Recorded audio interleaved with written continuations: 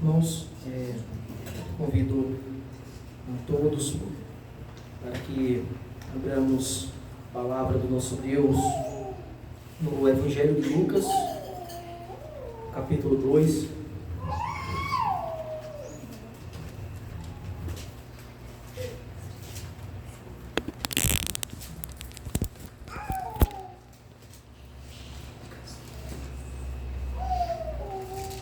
Evangelho de Lucas, capítulo 2.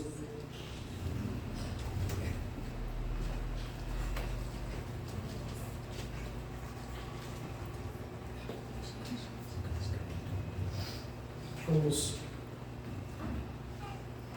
fazer a mensagem essa manhã nos versículos de 1 a 24, mas vamos ler a princípio apenas do versículo 1 ao versículo 7. A palavra de Deus diz assim: Naqueles dias foi publicado um decreto de César Augusto, convocando toda a população do império para recensear-se. O primeiro recenseamento foi feito quando Quirino era governador da Síria. Todos iam alistar-se, cada um na sua própria cidade. José também saiu da Galileia, da cidade de Nazaré, e foi para a Judeia, até a cidade de Davi, chamada Belém, por ser ele da casa e família de Davi, a fim de alistar-se com Maria, sua esposa, que estava grávida. E aconteceu que, estando eles ali, chegou o tempo de ela ter a criança. Então Maria deu à luz o seu filho primogênito, enfaixou o menino e o deitou numa manjedoura, porque não havia lugar para eles na hospedaria. Vamos orar ao Senhor, pedindo a Deus discernimento da sua palavra. Senhor Deus Todo-Poderoso, nós te damos graças, Pai, pelo teu amor, pela dádiva e o privilégio de poder estarmos reunidos entre irmãos para prestar esse culto. Nós te pedimos humildemente, Senhor, que teu Santo Espírito nos ilumine para que possamos ter o discernimento, o entendimento da tua palavra, e que uma porção dela que será pregada hoje seja útil para o ensino, para a edificação na justiça e para que os nossos olhos sejam abertos mais uma vez para a verdade. Em nome de Jesus, nos ajuda a compreender, a entender e aplicar para as nossas vidas cada uma dessas verdades, Senhor. Não nos deixa falar nada que seja para engrandecimento do ego humano ou para agradar as pessoas, mas que seja dito aqui seja tão somente a tua palavra. Em nome de Jesus nós te oramos, te agradecemos por tudo e por esse privilégio. Amém. Meus irmãos, a maioria de nós aqui que estamos reunidos hoje, nessa manhã, isso é um privilégio, dedicou as nossas vidas, bons e longos anos, aos estudos, sejam nas escolas, alguns em universidades, alguns em pós-graduações, né? Nesses anos todos de estudos e mais estudos nos quais nós nos dedicamos, nos debruçamos e lemos e labutamos bastante, nós aprendemos acerca de muitas verdades e de variadas verdades, de várias disciplinas. Matemática, química, gramática, geografia, tantas outras. Temos a oportunidade de ter professores aqui presentes também.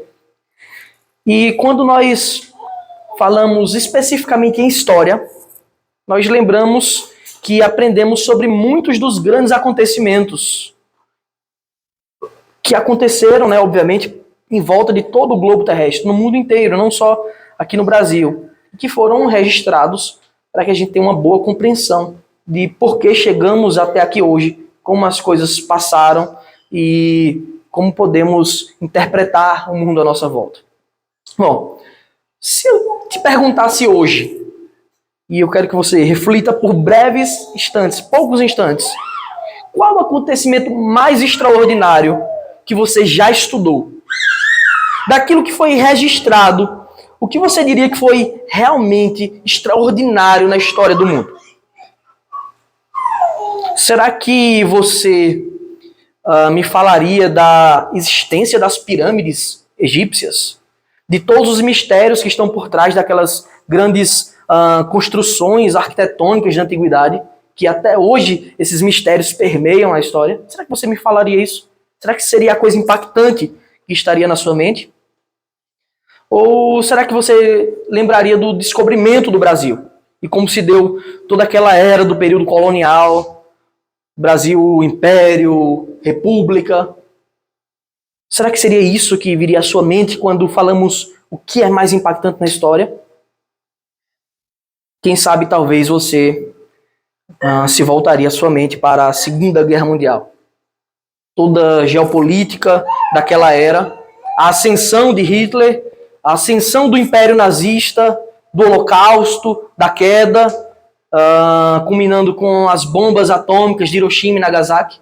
Será que seriam esses os eventos impactantes da história que você se lembraria? Bem, são muitos os fatos históricos, são muitas nuances, muitos detalhes. O estudo de cada um deles certamente tem a sua importância. O estudo dessas coisas não é em vão, não é por acaso. Nos ajuda a compreender como chegamos até aqui, por que vivemos desse modo, como muitas culturas são forjadas, mas certamente há grande riqueza nesses estudos quando eles são feitos com sabedoria e com fidelidade à verdade, aos fatos. Mas eu afirmo categoricamente, sem medo de errar, nessa manhã de domingo, o dia do Senhor, que nenhum fato histórico, que nada que já foi registrado na história pode ser comparado ao fato extraordinário e mais importante, que pode trazer mais riquezas e mais consequências benéficas e perfeitas para as nossas vidas. Não só nessa vida, mas também na vindoura. Quanto o nascimento do nosso Senhor e Salvador Jesus Cristo. O Messias prometido, o Cordeiro de Deus. Esse é, sem dúvida, o fato histórico mais importante, mais extraordinário que já aconteceu. A palavra de Deus, as Escrituras Sagradas, elas nos relatam a encarnação do Verbo. Aquele que é eterno, aquele que é autoexistente, todo-poderoso, Deus, Jesus, a segunda pessoa da Trindade, o Filho, aquele que nem os céus dos céus podem conter a sua glória, ele decidiu se despojar da sua majestade eterna, por sinal, e fazer semelhante a nós, e se fazer semelhante a nós. Semelhante a uma de suas criaturas pequenas, limitadas, sujeitas ao tempo, e viver sobre essa terra como nós vivemos hoje. Essa é, sem dúvida, mais uma mensagem de Natal, tá? Aliás, eu me lembro que no dia 24 de dezembro, quando pregava aqui, eu disse que não havia problema algum em se celebrar o Natal, dia 24 e 25, e comemorar essa data. Excelente. O problema é em não celebrarmos ela todos os dias.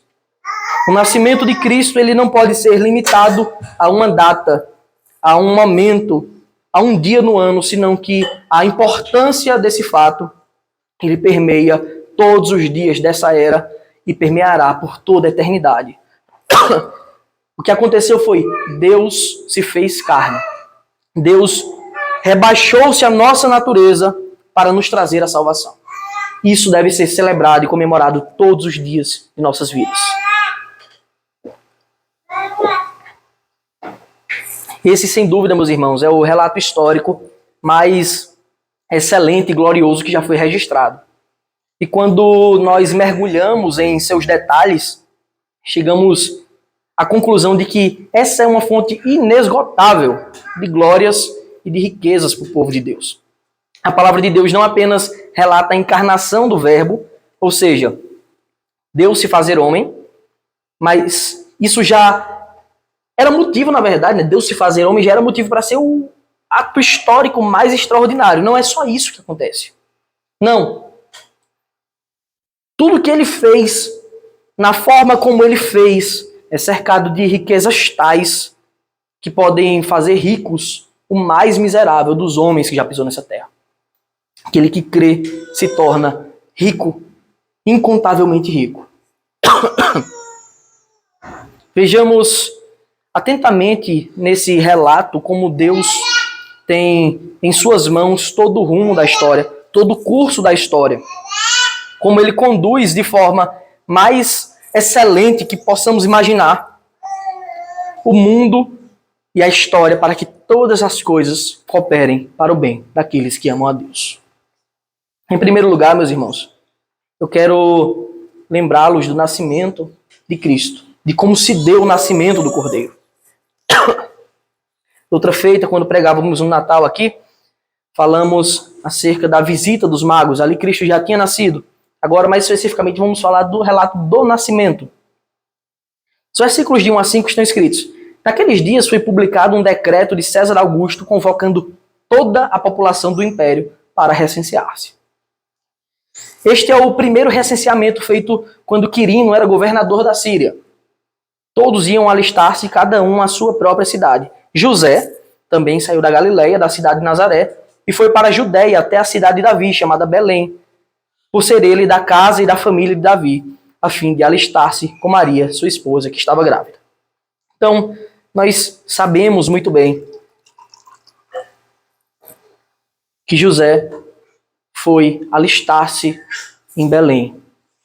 Havia um recenseamento. Os versículos de 1 a 5, eles nos trazem esse relato que, para muitos, pode parecer passar despercebido. Uma leitura desatenta, uma leitura comum, mas há muita glória nesses versículos.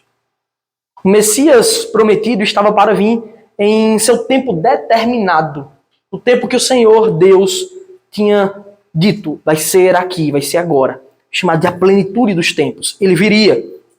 E ele haveria de cumprir cada detalhe escrito e determinado de sua vinda.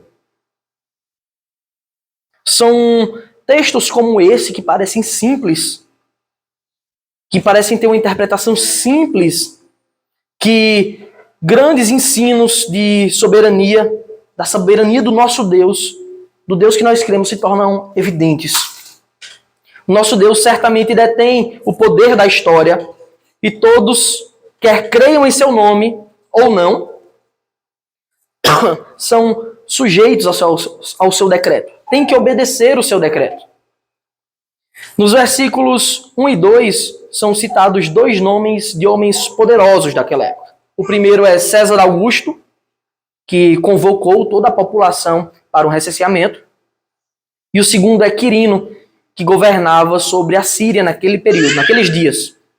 Foi essa ordem de recenseamento, meus irmãos, que tirou José e Maria, grávida de Jesus, da cidade de Nazaré, que ficava na região da Galileia, e levou até Belém, a chamada cidade de Davi, que ficava nas terras de Judá. Isso acontece para que, obviamente, se cumpra o decreto soberano do nosso Deus, para que se cumpra a profecia que está escrita em Miqueias, no capítulo 5, mostrando que Deus sempre deteve o rumo da história. Séculos e séculos antes já havia sido escrita essa profecia. Eu convido você a abrir a sua Bíblia no livro de Miqueias, no capítulo 5, a partir do versículo 2.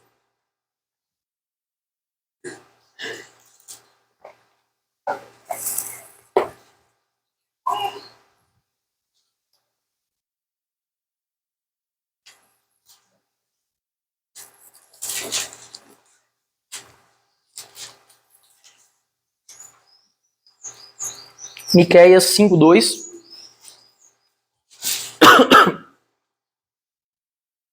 Está escrito: e você, Belém Efrata, que é pequena demais para figurar como o grupo de milhares de Judá, de você me sairá aquele que há de reinar em Israel, e cujas origens são desde os tempos antigos, desde os dias da eternidade.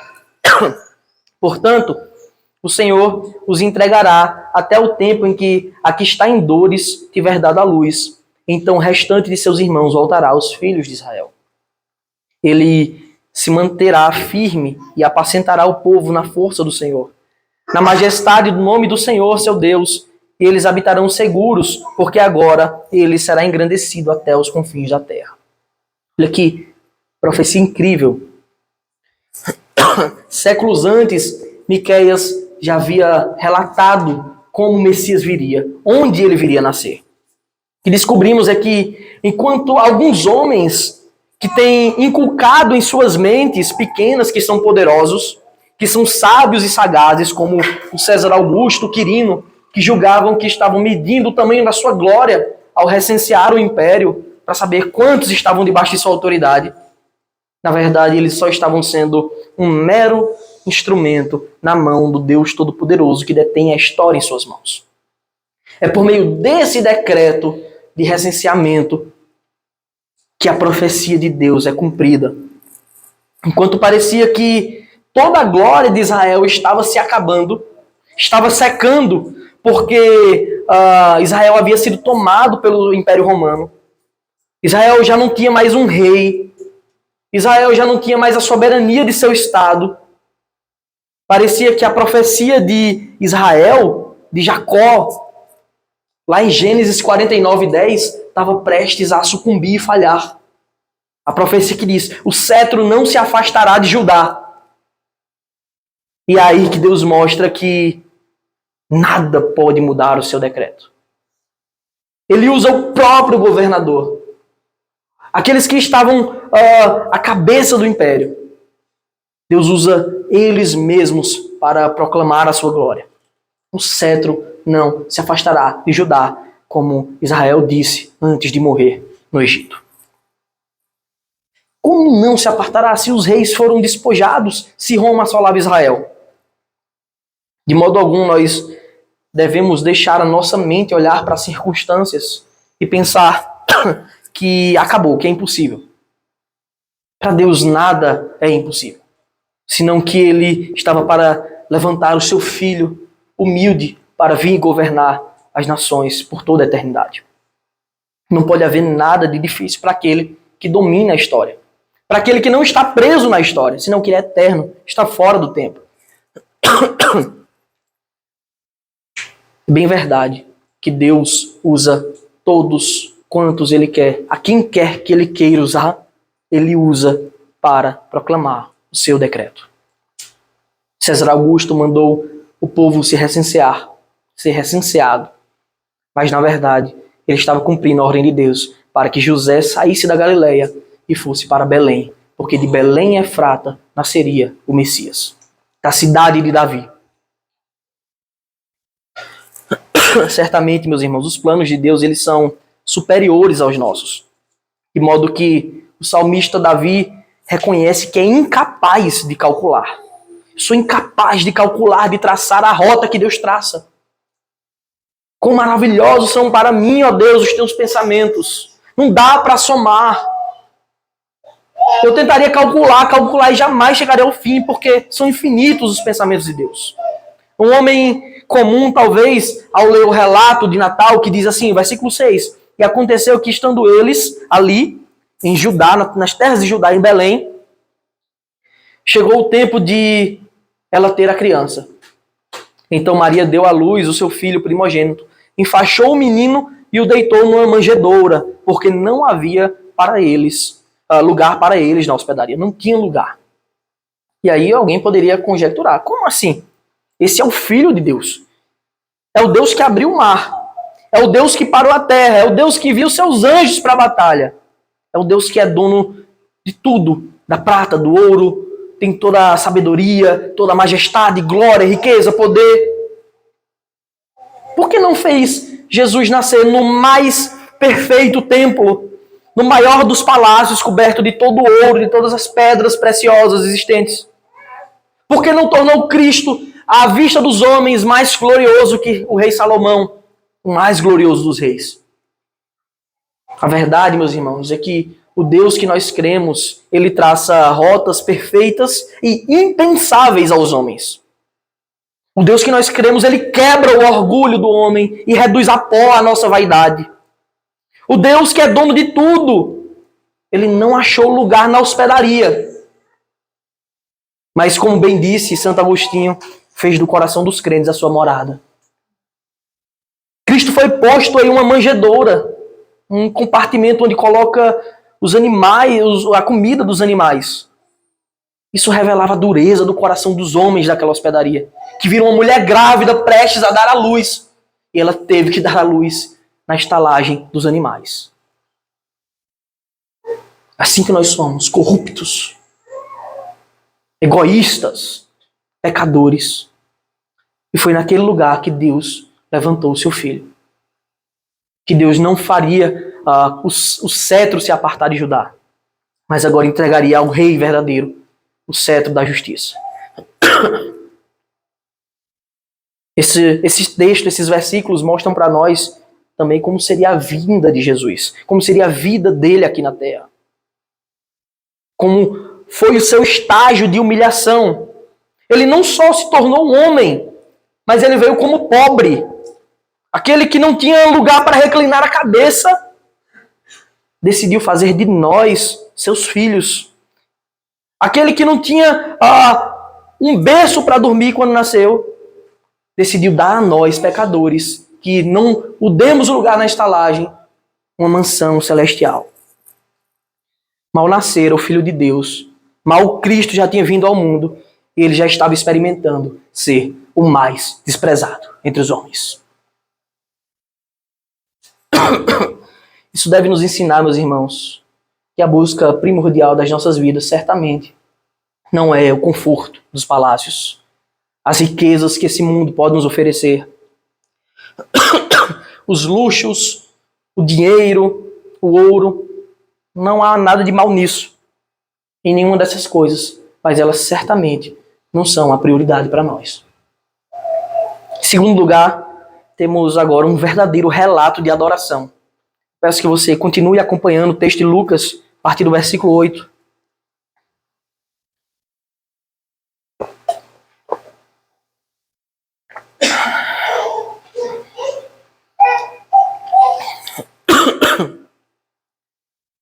Havia naquela mesma região pastores que viviam nos campos e guardavam os seus rebanhos durante as vigílias da noite. E um anjo do Senhor desceu aonde eles estavam, e a glória do Senhor brilhou ao redor deles, e ficaram tomados de grande temor. O anjo, porém, lhes disse: não tenham medo, estou aqui para lhes trazer boa nova de grande alegria, que será para todo o povo. É que hoje, na cidade de Davi, lhe nasceu o Salvador, que é Cristo, o Senhor. As Escrituras, meus irmãos, essa palavra perfeita do nosso Deus, agora traz para nós esse grande e glorioso relato. Esse relato fantástico. Assim como vimos em outro momento, que aconteceria mais na frente, tempos depois, que uns magos do Oriente foram levantados, chamados para ir adorar o Deus, seguindo aquela nova estrela que brilhava nos céus. Temos agora esse relato de meros pastores que, trabalhando nas vigílias da noite, foram chamados por anjos. Quem são eles? Quem são esses pastores? A resposta é bem simples. Não fazemos ideia. Assim como os magos que tentam inventar até nome para eles, a Escritura não relata quem são aqueles homens. São passagens simples, intrigantes como essas, que trazem o pleno significado que está escrito em João 3,8, palavras do Senhor Jesus Cristo. O vento sopra onde quer. Você ouve a voz, ouve o barulho que ele faz, mas não sabe de onde vem, de onde ele vem, nem para onde vai.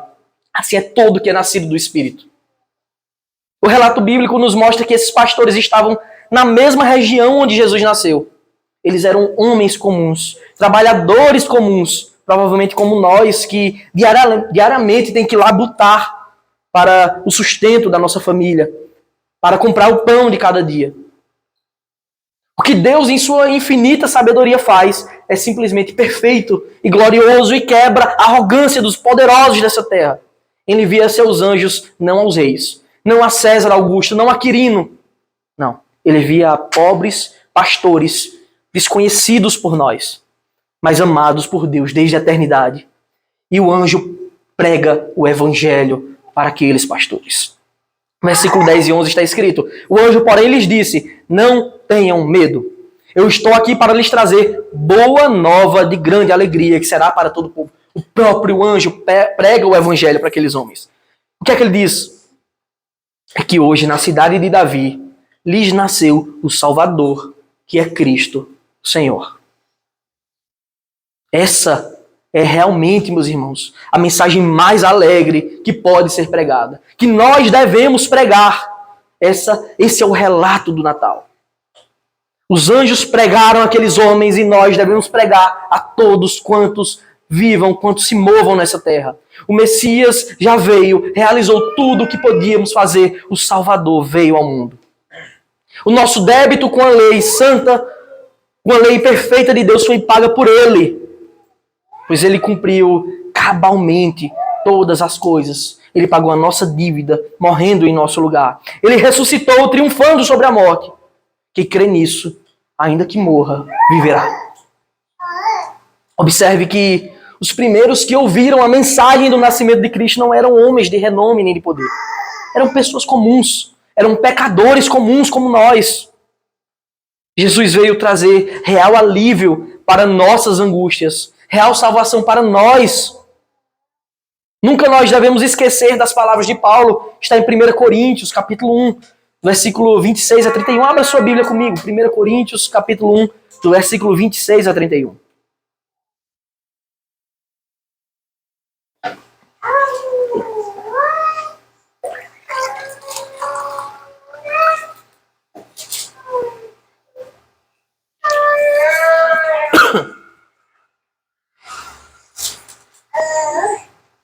As palavras do apóstolo Paulo são, a partir do versículo 26 de 1 Coríntios, capítulo 1. Irmãos, considerem a vocação de vocês, considerem o chamado de Cristo.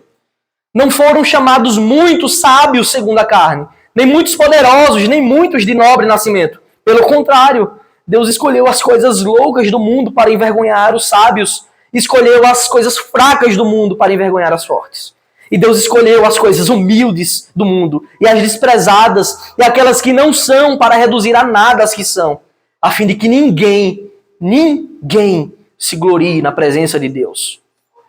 Mas vocês são dele, em Cristo Jesus, o qual se transformou para nós, da parte de Deus, sabedoria, justiça, santificação e redenção. É isso que ele é para nós.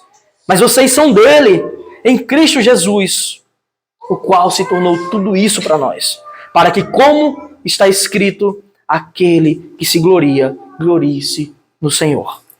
Em Deus, meus irmãos, deve estar toda a nossa glória. Como estavam também para aqueles anjos que iam pregar a mensagem àqueles pastores desconhecidos. Observe que eles estavam em seu grau de pureza e santidade nos céus. E eles se alegraram em vir pregar a boa notícia para nós, perdidos pecadores. O versículo 12 do texto dessa manhã, no capítulo 2 de Lucas, nos diz: agora os anjos explicam àqueles homens como é que isso ia acontecer. Qual era o sinal? E isto servirá a vocês de sinal. Vocês encontrarão uma criança envolta em faixas e deitada em manjedoura. Podemos observar que os pastores foram os primeiros a receber a mensagem do Evangelho. Eles receberam do alto a mensagem de que encontrariam Cristo numa manjedoura. Depois de tão grande revelação, que aqueles servos puros de Deus, que glorificam a Deus eternamente nos céus, nós somos agora tomados por uma cena que simplesmente não há palavras para descrever. Gloriosa, fantástica, incrível, extraordinária. Não é suficiente para descrever essa cena. Aqui está relatado o primeiro cântico de Natal já composto. E os seus compositores são santos anjos de Deus. Versículo 13 diz: e de repente apareceu com um anjo uma multidão do exército celestial, louvando a Deus e dizendo: glória a Deus nas maiores alturas, e paz na terra entre os homens a quem ele quer bem. Que perfeição, meus queridos irmãos. É o amor de Deus revelado para pequenos e humildes servos, dos quais nem nós sabemos o nome. Esse lindo cântico nos ensina muitas lições, além de ser um perfeito louvor ao nosso Deus. Nós temos a oportunidade hoje, estamos diante do nosso Deus, de louvar como aqueles anjos, que na eternidade um dia estaremos reunidos para contemplar o nosso Deus e glorificá-lo. Nosso Senhor é digno de toda glória. Ela estava agora revelada num frágil e todo-poderoso bebê deitado numa humilde manjedoura.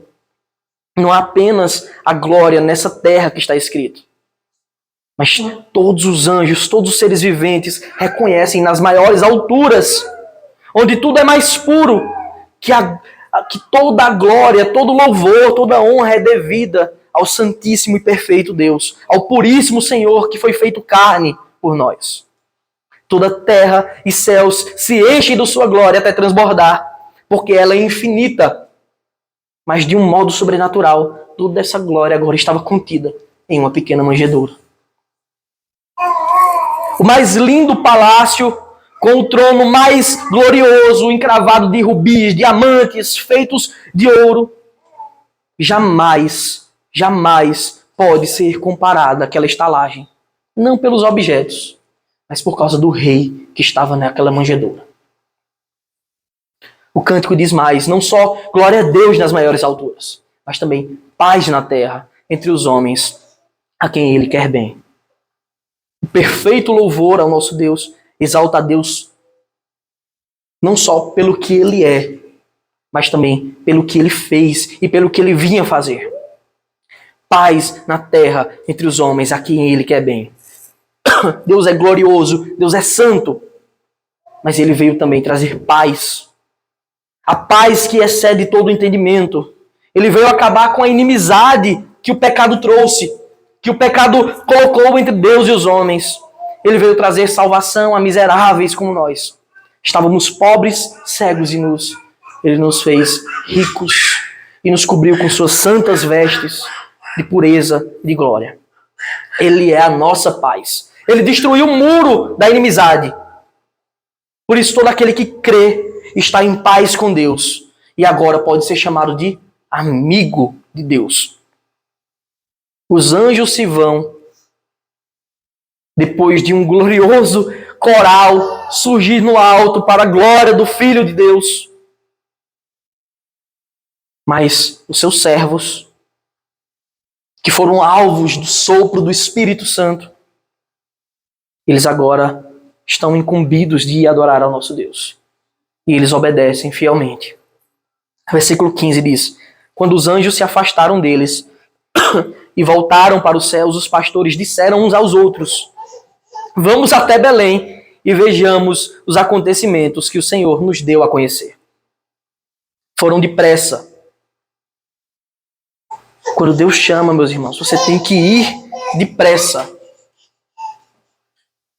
Não há espere aí. Não há, quem sabe mais na frente eu devoto minha vida a Deus quando tiver. Deixa eu curtir bastante a vida. Você pode curtir a vida ao lado de Deus. Eles foram depressa e encontraram Maria e José e a criança deitada na manjedoura. E vendo isso, divulgaram o que lhes tinha sido dito a respeito deste menino. Todos os que ouviram se admiraram das coisas relatadas pelos pastores. Maria, porém, guardava todas estas palavras, meditando-as no coração.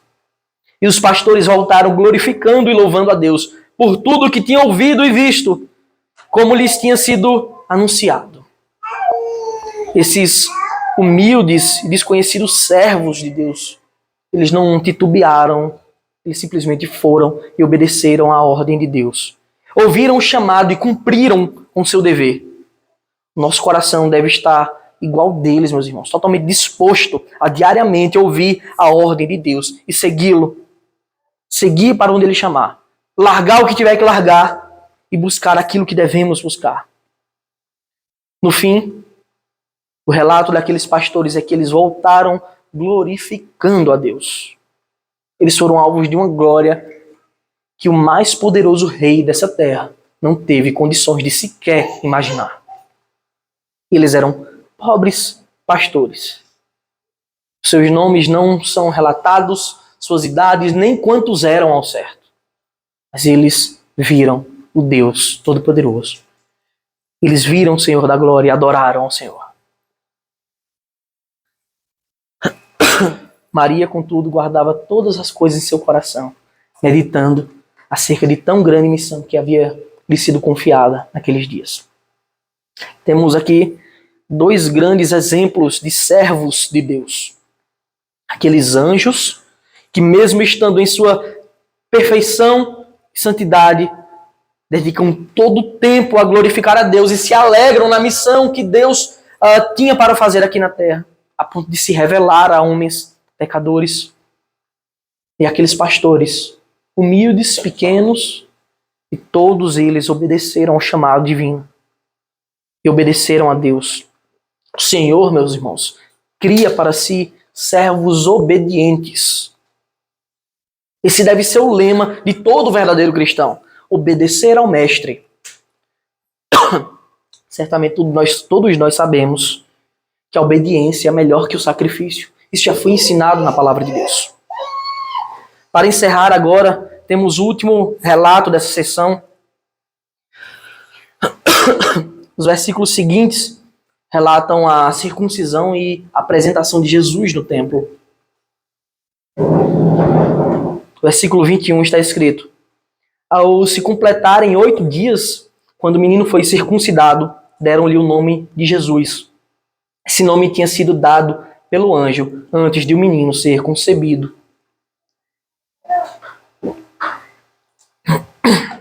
E esse é, sem dúvidas, um texto que mexe com muitos estudiosos da palavra de Deus.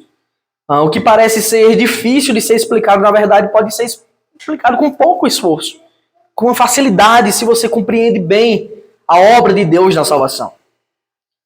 Aqui está o relato de que Jesus foi circuncidado. Alguém poderia pensar, então Jesus necessitava da circuncisão? Ele era um pecador, então? A resposta é óbvia, não. Ele não foi circuncidado porque era um pecador, nem porque necessitava de perdão.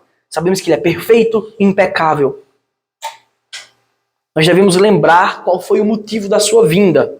Ele veio viver uma vida substitutiva, uma vida vicária.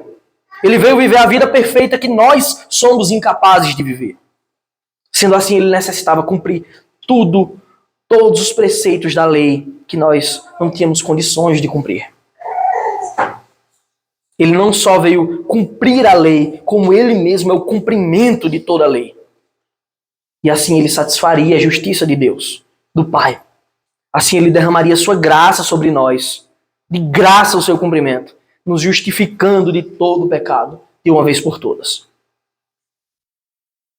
A circuncisão era o que o tornava participante do povo. Era o que mostrava para todos que ele era descendência legítima de Abraão, que ele era verdadeiramente filho de Davi.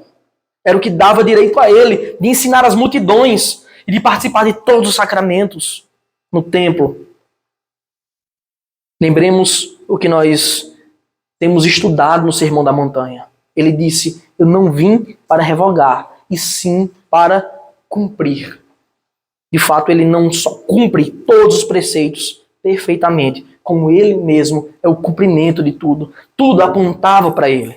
Ele é o verdadeiro Cordeiro de Deus que tira o pecado do mundo, para o qual todos aqueles animais sacrificados apontavam. É em sua circuncisão, meu irmão, que ele recebe o seu perfeito nome. O nome que o anjo havia ordenado a Maria que lhe desse, a José que lhe desse. Jesus quer dizer Salvador. Em seu nome está anunciado a obra que ele viria fazer por nós, nos salvar de nossos pecados. Os versículos seguintes, mais uma vez, trazem verdades preciosas nas entrelinhas, que deve fazer de nós servos fiéis, que deve fazer de nós amantes da sua vinda, da sua vida perfeita. Deve fazer de nós gratos pela vida que nós temos, pelas condições atuais que nós temos, como uma dádiva de Deus. Não devemos ter espaço nas nossas vidas para murmurações, mas devemos ser gratos a Deus por tudo. Observe o que está escrito, versículo 23. Acompanhe comigo na sua Bíblia. Passados os dias da purificação deles, segundo a lei de Moisés, levaram o menino a Jerusalém para o apresentar ao Senhor. Conforme o que está escrito na lei do Senhor, todo primogênito será consagrado ao Senhor. E também foram para oferecer um sacrifício, segundo o que está escrito na referida lei, um par de rolinhas ou 2 pombinhos. Mais uma vez temos aqui a obediência de José e Maria ao cumprir as ordens de Deus, a cumprir a lei de Deus com diligência e com santo temor. Agora era o momento de Jesus ser apresentado no templo, como ordena a lei de Deus, e assim é feito. Agora, o versículo 24, meus irmãos, ele traz pra gente uma verdade em um nível gigantesco, num nível lindo. Essa é uma grande verdade e gloriosa para nós, que deve servir de conforto e alento para os nossos corações. Está escrito que Maria e José, quando foram apresentar a Cristo, apresentaram um sacrifício a Deus, um par de rolinhas ou 2 pombinhos, como está escrito na lei de Deus. São textos como esse que podem passar despercebidos à vista de muitos os crentes que leem a palavra de Deus, que infelizmente, pelo pecado, pela falta de amor à Escritura, rejeitam as riquezas do Antigo Testamento. O texto citado aqui por Lucas é Levítico capítulo 12. E eu peço que você abra sua Bíblia. Levítico capítulo 12, versículo 6. Uma leitura descuidada, meus irmãos, pode fazer com que a gente perca detalhes preciosos da palavra de Deus. Levítico capítulo 12, versículo 6. Está escrito, terceiro livro da Escritura.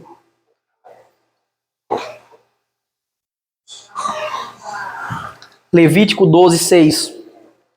Está escrito, e cumpridos os dias da sua purificação, pelo nascimento de um filho ou de uma filha, trará o sacerdote à porta da tenda do encontro um cordeiro de 1 ano por holocausto e um pombinho ou uma rolinha por oferta pelo pecado. O sacerdote oferecerá esse sacrifício diante do Senhor e pela mulher fará expiação e ela será purificada do fluxo de sangue. Esta é a lei a respeito da que der à luz um menino ou uma menina. Agora observe o versículo 8. Mas, se as suas posses não lhe permitirem trazer um cordeiro, então a mulher trará 2 rolinhas ou 2 pombinhos, um para o holocausto e outro para a oferta pelo pecado. Assim o sacerdote fará expiação pela mulher e ela ficará pura. Você sabe o que é que isso quer dizer, meus irmãos? Que o Deus todo-glorioso, dono de toda riqueza, ele veio como um pobre Senhor. O sacrifício apresentado por Maria não foi de um cordeiro. Foi de rolinhas ou pombinhos. Mais uma vez, por uma passagem como essa, que muitos deixam passar despercebidos, somos ensinados que o Senhor, que é dono de tudo, quando esteve entre nós, por amor, para se entregar, para derramar a sua vida na morte, ele nasceu e viveu e morreu em pobres condições. Morreu como um pobre, viveu como um pobre. Mesmo sendo dono de tudo, ele se fez pobre. Então, se você é pobre, que a sua pobreza não seja motivo de murmuração, mas de glória a Deus por ter sido criado como o próprio Salvador foi criado. Que seja motivo de alegria, porque não foram chamados muitos de nobre nascimento, mas o Senhor se revelou a oprimidos e pobres como nós, como temos lido na palavra de Deus. Lembremos também que nele nós temos a eterna fonte de consolo em toda e qualquer circunstância das nossas vidas. Quer na pobreza ou em qualquer outra coisa, ele é quem nos dá paz. Nada pode nos tirar a paz, porque a paz vem dele, vem do alto. O nosso Senhor foi verdadeiramente pobre, mas ele mesmo nos garante uma riqueza incontável nos céus. Ele trabalhou incansavelmente, e ele sim, esse Deus sim, como nós lemos a palavra, ele é verdadeiramente amigo dos trabalhadores, e amigo de quem é pobre de verdade. Ele é quem dá riqueza em abundância para todos. É Ele que nos tira da miséria do pecado e nos leva para a riqueza da sua luz. Ele é o Deus amigo dos trabalhadores que chamou aqueles pastores que trabalhavam em noite. Ele que trabalhou incansavelmente para nos dar a salvação. Para que, enfim, possamos entrar no seu descanso eterno. Lembremos o que está escrito em Hebreus, capítulo 4, versículo 9. Portanto, resta um repouso sabático para o povo de Deus. Você trabalha muito hoje, continue trabalhando. Mas restará um dia de descanso, onde todo o povo de Deus estará reunido, glorificando a Ele eternamente. Porque aquele que entrou no descanso de Deus, também Ele mesmo descansou de suas obras, como Deus descansou das suas. Portanto, esforcemo-nos por entrar naquele descanso, a fim de que ninguém caia segundo aquele exemplo de desobediência. Esse, meus irmãos, é o maior e mais extraordinário fato e relato histórico. Não houve outro antes e não haverá outro jamais até a vinda, sua segunda vinda. Deus se fez carne. Deus se fez homem. Deus ingressou no tempo, mesmo sendo eterno, para que nós, homens limitados pelo tempo, pudéssemos ingressar na eternidade, onde a história jamais será deturpada, nem perdida, e muito menos chegará ao fim. Creia nele e somente nele, e assim você vai ser salvo. Amém. Vamos orar. Quero pedir para nosso irmão Gabriel fazer uma oração de agradecimento ao nosso Deus.